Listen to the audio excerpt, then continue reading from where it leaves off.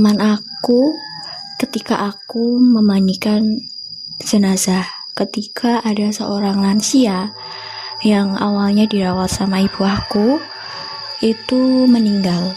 Jadi aku juga ikut melayat sama nenek aku, dan di sana pihak dari keluarga itu dia nggak berani buat mandiin, buat nyuceni. Nah, waktu itu aku disuruh sama ibuku buat bantuin ibu aku. Nah, sewaktu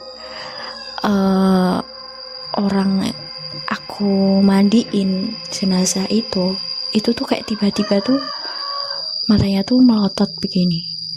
Terus aku langsung ya kaget, tapi aku bikin gak kaget gitu.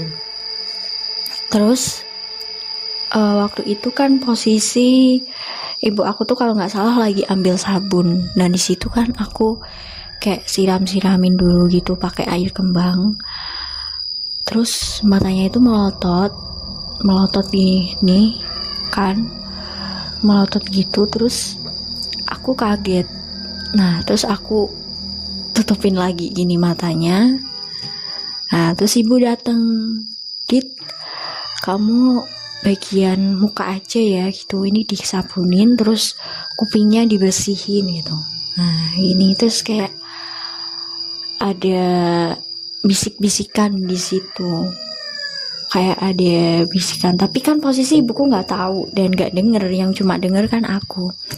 Kayak ada bisikan, "Terima kasih sudah merawat aku sejauh ini," gitu, tapi pakai bahasa Jawa gitu, dan aku tuh agak-agak gak paham gitu. Nah, ketika udah selesai kan dimandiin tuh jenazahnya kan. Nah, kita mulai minyakin, terus ngasih popok, ngasih bedak gitu. Nah, ketika posisi jenazahnya itu miring,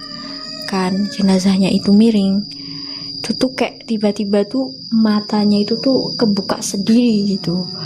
Otomatis aku kaget gitu kan, tapi aku bikin enggak terkejut gitu. Nah, terus habis itu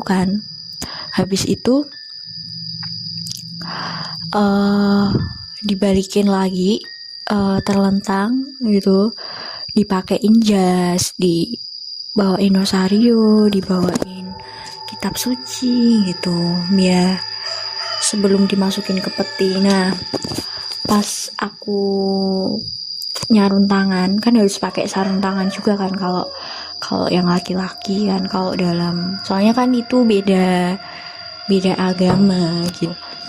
Nah, itu tuh kayak tiba-tiba tuh dia bisikin aku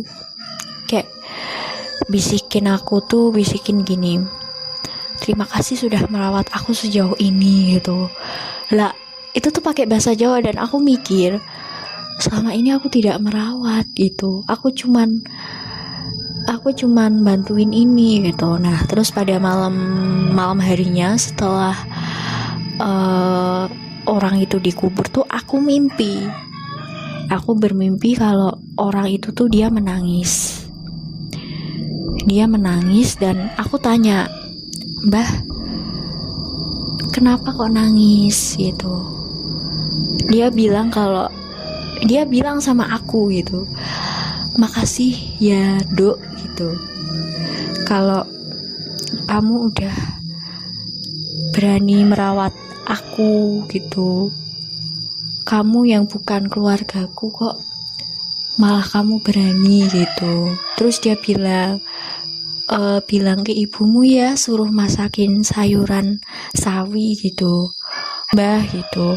Terus dia bilang kalau doakan Mbah ya, biar Mbah itu tenang di sini gitu. Itu malamnya tuh aku mimpi gitu tuh, kayak seakan-akan tuh beneran nyata. Terus aku bilang gini, "Mbah mau makan, Mbah lapar gitu, tak ambilin makan ya," gitu. Terus dia bilang, "Mbah mau makan tapi pakai sayur sawi," gitu. Nah, terus pas aku bangun kan Kak, itu aku tuh ngomong sama ibu, Bu, bangun," gitu. "Aku semalam mimpi ini, tak ceritain, terus besoknya langsung dibikinin, pagi-pagi itu dibikinin kalau nggak salah.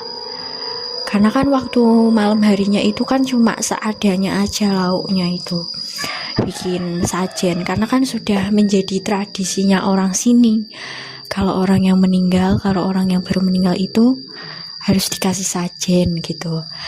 Nah terus malam harinya itu aku bermimpi itu. Nah terus bilang sama ibu, langsung pagi harinya sajennya diganti jadi sayur sawi sama lauknya tempe gitu.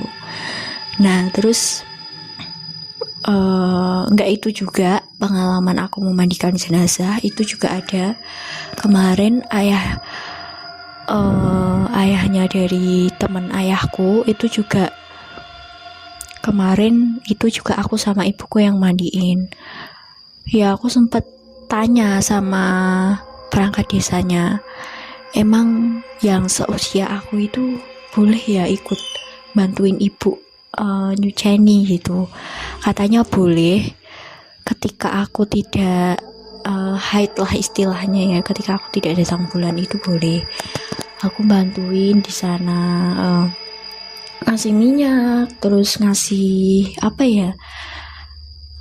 bedakin, mandiin gitu ya. Di situ emang banyak bisikan-bisikan yang terdengar oleh aku. Ada yang bilang, anakku kok gitu ya sama anakku kok nggak mau ngurus aku ya, wong aku udah meninggal, gini gitu. Itu tuh banyak sebenarnya bisikan-bisikan kayak gitu tuh. Kayak malam harinya itu aku mulai bermimpi lagi gitu, kayak bermimpi lagi aku bertemu sama orangnya itu gitu kan. Kayak bermimpi